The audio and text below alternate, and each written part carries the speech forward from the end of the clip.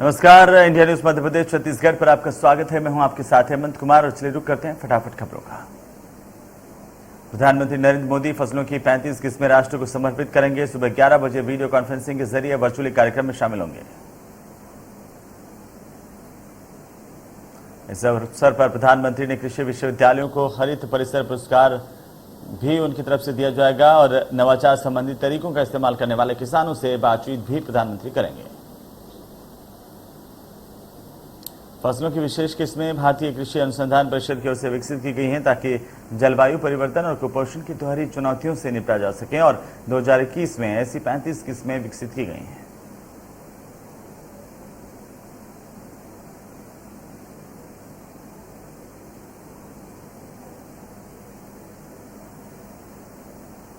मंच पर फिर दिखा सीएम शिवराज सिंह का एक्शन। सीएम ने जिला कलेक्टर को दिए नायब तहसीलदार के खिलाफ जांच के आदेश। ग्रामीणों ने की थी शिकायत।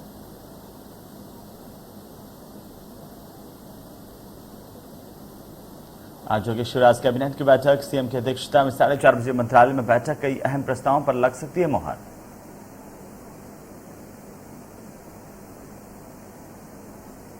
एल मुरुगन राज्यसभा के सांसद निर्वाचित। निर्विरोध हुआ एल मुरुगन का निर्वाचन। विधानसभा पहुंचकर निर्वाचित सांसद का लिया प्रमाण पत्र।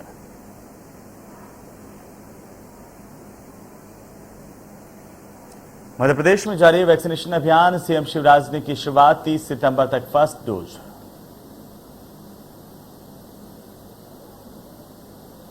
कोरोना वैक्सीन के पहले डोज में 100% वैक्सीनेशन के करीब। मध्य प्रदेश अभियान के चौथे चरण में 11 लाख से ज्यादा लोगों को टीका लगा।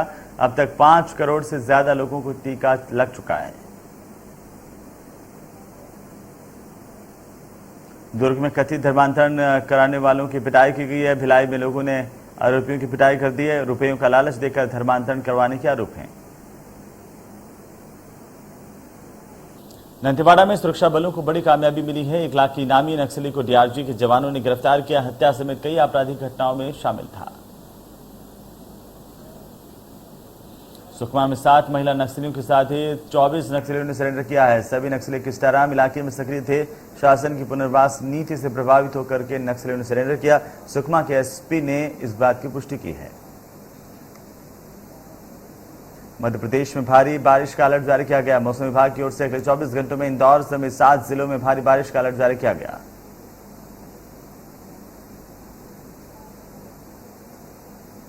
मध्य प्रदेश में कल सीएम शिवराज ने किया अभियान के चौथे चरण की शुरुआत। सीएम ने कहा जरूरत पड़ी तो घर घर जाकर के टीके लगाएंगे।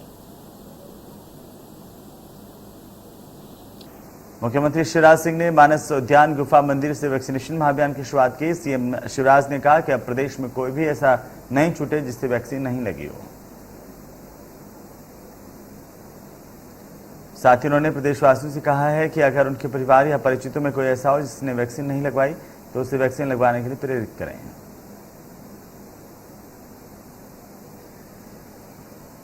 वैक्सीनेशन महाअभियान का चौथा चरण और इसे लेकर के राजस्व और परिवहन मंत्री गोविंद सिंह राजपूत ने प्रदेशवासियों से अपील की वैक्सीन का पहला डोज जरूर लगवाएं और मध्य प्रदेश को सुरक्षित बनाएं।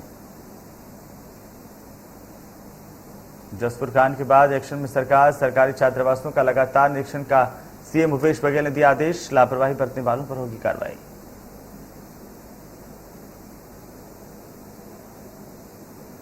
अशोकनगर में ईसागढ़ में 11 साल के एक बच्चे की डेंगू से मौत हुई है। अस्पताल में बच्चों का इलाज चल रहा था। अब तक 6 लोग डेंगू से प्रभावित हुए हैं।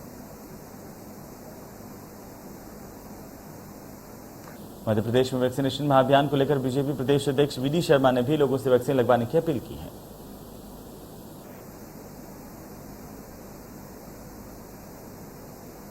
उधर झाबुआ में टीकाकरण को लेकर के टीका लगाने का जज्बा वीडियो वायरल हुआ है। ग्राम पंचायत पलाश डोर में वैक्सीन लगवाने के लिए ग्रामीण टीकाकरण केंद्र नहीं पहुंचे। इसके बाद टीम ने नदी को पार करते हुए ग्रामीणों को वैक्सीन लगाई।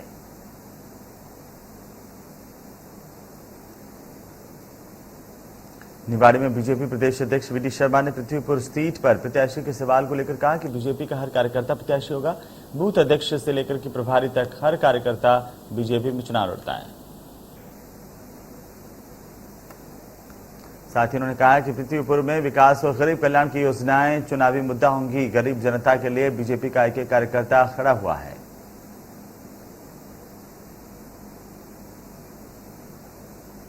निवाड़ी में बीजेपी प्रदेश अध्यक्ष वी डी शर्मा ने किसान संगठनों के भारत बंद को लेकर कहा कि किसानों का बंद नहीं है।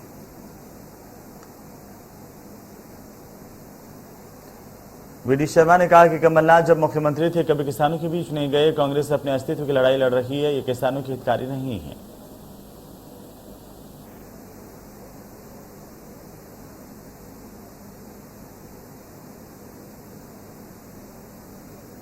परिवहन मंत्री गोविंद सिंह राजपूत अपने 2 दिवसीय दौरे पर अलीराजपुर पहुंचे, जहां पर उन्होंने जोबट उपचुनाव को लेकर के बीजेपी कार्यकर्ताओं से मुलाकात की।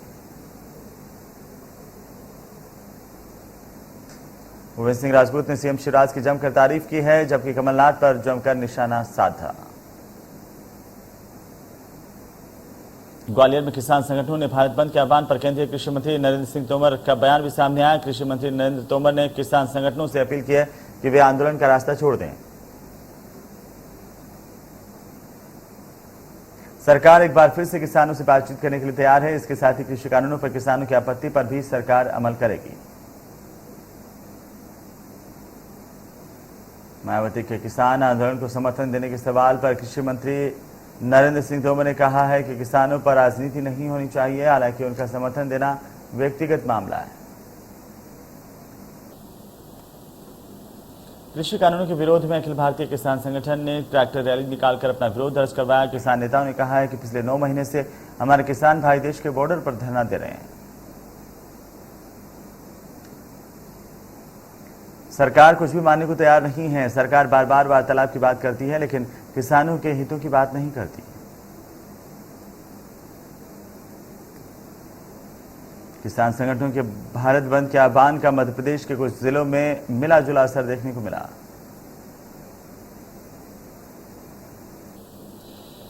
तीनों कृषि कानूनों के खिलाफ दिल्ली की सीमाओं पर चल रहे आंदोलन के बीच किसानों ने कल भारत बंद बुलाया था और इस दौरान किसानों ने अलग अलग हाईवे पर चक्का जाम किया और प्रदर्शन किया। प्रदर्शनकारी किसानों की योजना सुबह 6 बजे से शाम को 4 बजे तक चक्का जाम रखने और विरोध प्रदर्शन करने की थी। हरियाणा, पंजाब, दिल्ली, उत्तर प्रदेश और राजस्थान में इस बंद का व्यापक असर देखने को मिला। कांग्रेस, आरजेडी, आम आदमी party, Bahujan Samaj party, Samajwadi party और लेफ्ट पार्टियों ने भारत बंद को समर्थन दिया था। अखिल भारतीय बैंक अधिकारी परिसंघ की ओर से भी भारत बंद को समर्थन देने की घोषणा की गई थी। केंद्र सरकार पर राहुल गांधी का निशाना। भारत बंद के दौरान बंद के समर्थन में राहुल गांधी ने ट्वीट किया, लिखा, किसानों का अहिंसक सत्याग्रह आज भी अखंड है, लेकिन शोषणकार सरकार को ये पसंद नहीं। टोक्यो ओलंपिक में चौथे नंबर पर रही भारतीय महिलाओं की टीम का मध्य प्रदेश सरकार आज सम्मान करेगी। प्रत्येक खिलाड़ी को 31 से 31 लाख रुपए दिए जाएंगे। कुल 19 खिलाड़ियों को सरकार 5 करोड़ 89 लाख रुपए का भुगतान करेगी। शिवराज सिंह चौहान, खेल मंत्री यशोधरा राजे सिंधिया समेत हॉकी फेडरेशन के पदाधिकारी कार्यक्रम में मौजूद होंगे। भोपाल के मिंटो हॉल में यह सम्मान समारोह रखा गया है। सीएम और खेल मंत्री के अलावा hockey federation of India, Indian Olympic association के अध्यक्ष नरेंद्र ध्रुव बत्रा मुख्य अतिथि होंगे। हॉकी इंडिया के अध्यक्ष ज्ञानेंद्र निगमबम और हॉकी इंडिया की सीईओ एलिना नॉर्मन, सचिव राजेंद्र सिंह और महिला हॉकी टीम के कोच तुषार खांडेकर भी विशेष रूप से मौजूद होंगे।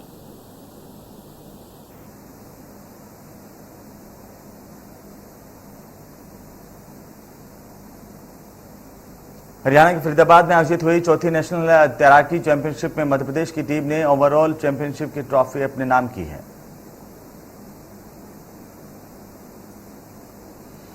मध्य प्रदेश की टीम का नेतृत्व अनमोल अभिनंदन श्रीवास्तव ने किया। इसमें अनमोल ने 1 स्वर्ण, 1 रजत और 1 कांस्य पदक हासिल किया है।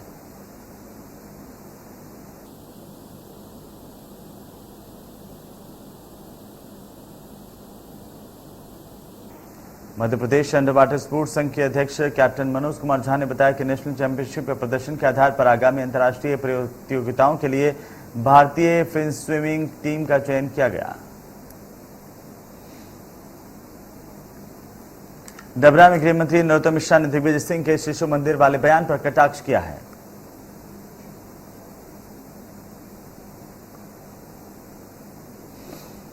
नरोत्तम मिश्रा ने कहा कि जाकिर नाइक जिससे शांति दूत होते हैं और आईएसआई राष्ट्रभक्त पैदा करता है। उन्होंने कहा कि हमारा संघ परिवार राष्ट्रवाद पैदा नहीं करता, ये दिग्विजय की ही सोच हो सकती है। अशोकनगर में ईसागढ़ कस्बे के 11 साल के एक बच्चे की डेंगू से मौत हुई है। स्वास्थ्य विभाग को इस मौत की जानकारी ही नहीं मिली और न ही इसके डेंगू पॉजिटिव होने की खबर। मीडिया में खबर आने के बाद स्वास्थ्य विभाग हरकत में आया। स्वास्थ्य विभाग के सीएमएचओ का कहना है कि निजी चिकित्सकों की ओर से इलाज किए जाने के कारण विभाग को आधिकारिक तौर पर डेंगू होने की जानकारी नहीं मिली। उन्होंने पत्र लिखकर सभी निजी चिकित्सकों को आदेश दिया था कि डेंगू की जानकारी विभाग को दी जाए, मगर इस मामले में ऐसा नहीं किया गया। निजी चिकित्सकों के खिलाफ भी कार्रवाई करने की बात उन्होंने कही है। बालाघाट के लांची थाना स्थित स्टॉप डैम में डूबने से 2 बच्चों की मौत हुई है। पौंडी बस्ती में बने स्टॉप डैम के पास गांव के बच्चे बैठे हुए थे और इसी दौरान यह हादसा हुआ, जिससे निकालने के प्रयास में दूसरा बच्चा बिखर गया और दोनों गहरे पानी में डूब गए। उनकी मौत हुई है। पुलिस मामले की जांच कर रही है। राजगढ़ के खिलचीपुर में पुलिस ने अंतर्राज्यीय चोर गिरोह की 2 गैंग के 6 आरोपियों को गिरफ्तार किया है। पुलिस ने चारों ओर से चोरी के 17 वाहनों के साथ कैश और कई सामान बरामद किया है। पकड़े गए आरोपियों के ऊपर कई थानों में पहले से भी मुकदमे दर्ज हैं।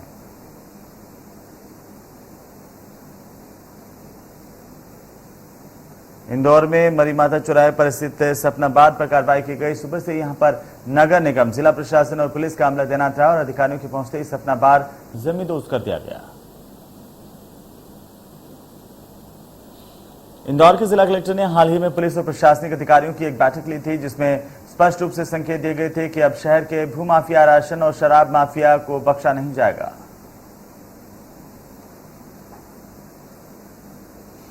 उधर केरल में 24 घंटों में कोरोना वायरस के 11,699 मामले सामने आए। 17,763 रिकवर हुए और 58 लोगों की मौत हुई। दिल्ली में 32,000 मामले सामने आए, 37 रिकवर हुए। कोरोना से किसी की मौत होने की खबर नहीं है। आंध्र प्रदेश में 24 घंटे में 608 नए मामले सामने आए। दौरान 1,178 लोग डिस्चार्ज किए गए और 7 लोगों की हत्या कर दी गई। उधर हिमाचल प्रदेश में 24 घंटे में कोरोना वायरस के 209 नए मामले सामने आए। 225 लोग डिस्चार्ज हुए हैं। कर्नाटक में कोरोना वायरस के 504 नए मामले सामने आए। 893 लोग डिस्चार्ज हुए। 20 लोगों की कोरोना से मौत हुई है। स्वास्थ्य मंत्रालय के मुताबिक 4 राज्यों और केंद्र शासित प्रदेशों को वैक्सीन की 84.50 करोड़ से ज्यादा डोज उपलब्ध कराई गई हैं। राज्यों और केंद्र शासित प्रदेशों के पास अभी वैक्सीन की 4 करोड़ 74 लाख से ज्यादा उपलब्धता डोज की है।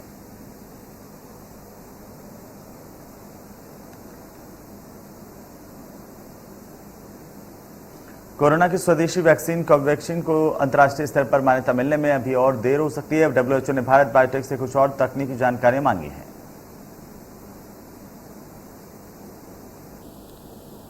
कोवैक्सीन लेने वाले स्टूडेंट्स को विदेश जाने में परेशानी का सामना करना कर सकता है और इमरजेंसी यूथ ऑथराइजेशन यानी कि ईयूए के बिना कोवैक्सीन को दुनिया भर के अधिकांश देशों में स्वीकृत वैक्सीन नहीं माना जाता।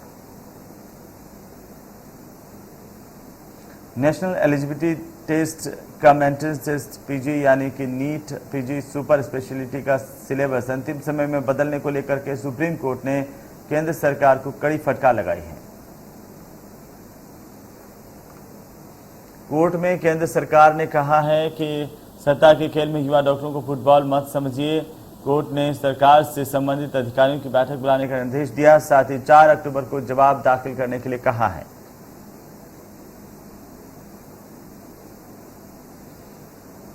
प्रधानमंत्री मोदी ने डिजिटल हेल्थ मिशन यानी कि पीएमडीएचएम की शुरुआत की। इस फ्लैगशिप योजना का मकसद देश भर में स्वास्थ्य सेवाओं को डिजिटल बनाना है।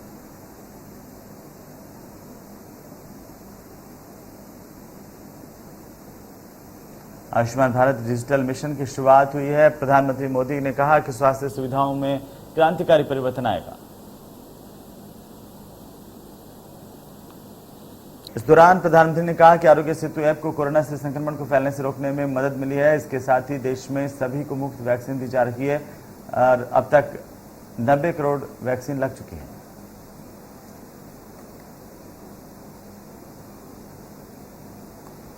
प्रधानमंत्री ने कहा कि आयुष्मान योजना के तहत अब तक देश में 2 करोड़ लोग मुफ्त इलाज करवा चुके हैं। पहले कई गरीब ऐसे थे जो अस्पताल जाने से बचते थे, लेकिन आयुष्मान भारत योजना की वजह से उनका डर दूर हो गया है। पश्चिम बंगाल में भवानीपुर विधानसभा उपचुनाव के लिए चुनाव प्रचार खत्म होगा। ममता बनर्जी रैली करेंगी।